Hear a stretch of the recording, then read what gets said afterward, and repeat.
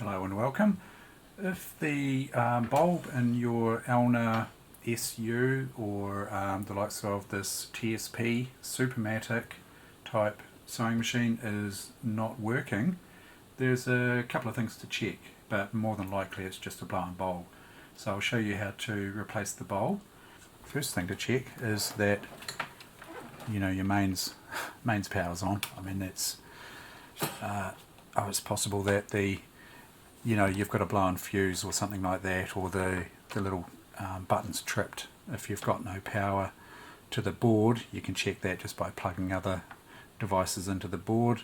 But I know this board's fine, and so just make sure power's onto your lead there, that your lead's plugged in there and plugged in here. And also on these machines there's a power switch, well, that's actually a light switch.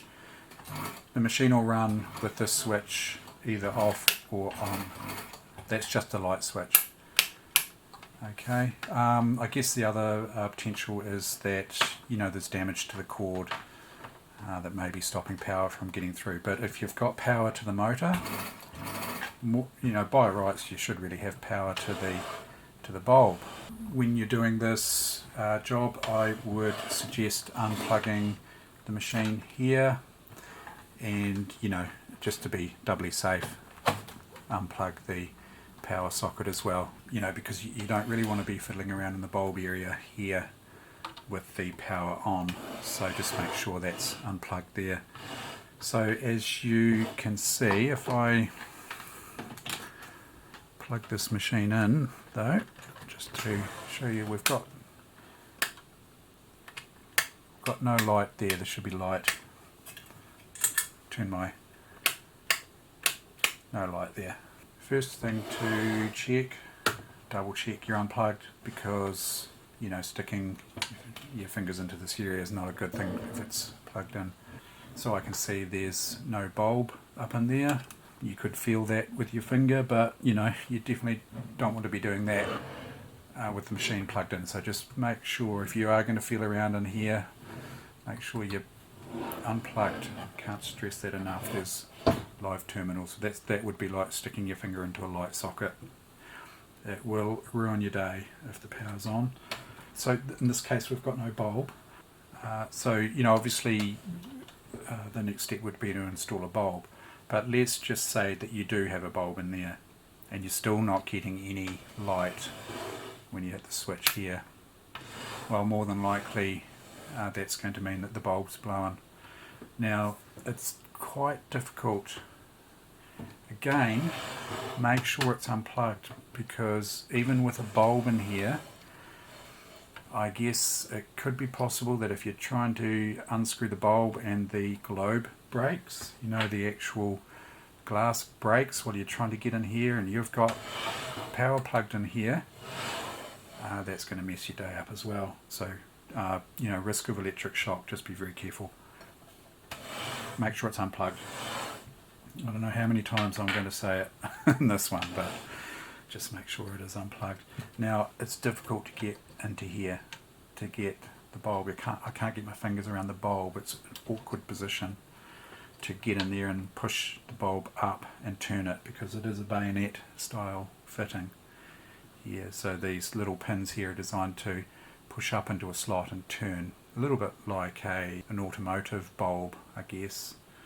It's a little bit like your standard light bulbs. They're a bayonet type fitting, very similar. You may have noticed on the top of these machines you've got these oil holes here, but you've also got this little hole here. The oil holes have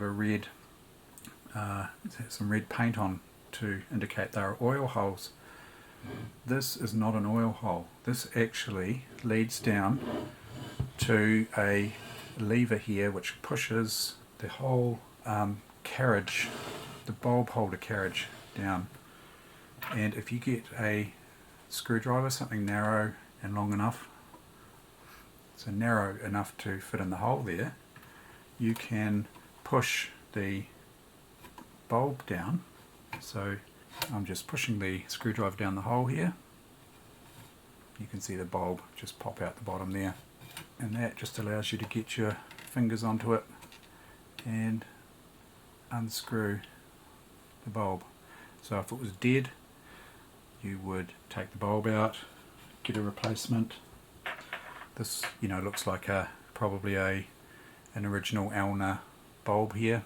It's a longer type, probably made in Germany, I would say. High quality, very good bulbs. And then you've got your modern replacement, which is shorter, so can sometimes be a little bit more difficult to get up and screw in there. But again, when you're installing the new bulb, you push your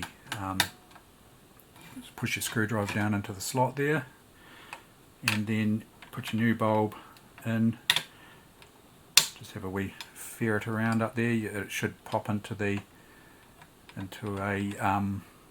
bulb holder. If you're having trouble with this, you can tip the machine on its back and have a wee look at what's going on in there. But generally you should be able to put the bulb straight up there. You might have to turn it a little bit to get the little pins to locate into the bayonet fitting, and then you just push in and turn clockwise, looking from the bulb end. Now that with these modern bulbs can be a little bit difficult because they're a little bit shorter, but you generally can get enough force on there to push it in, turn. So it's clockwise looking from underneath. If you're looking from top, top down, it'll be an anti-clockwise turn. So push in and turn to install the bulb. To uninstall, you would push in and turn anti-clockwise looking from underneath, or clockwise looking from top. So you go up and out, and it should just fall out. That's reinstalled there. Power plug back in, and obviously plugging in the power on the wall socket. I'll just turn the power on here, and I can see there that we have light. Okay, so I'm just switching the switch here,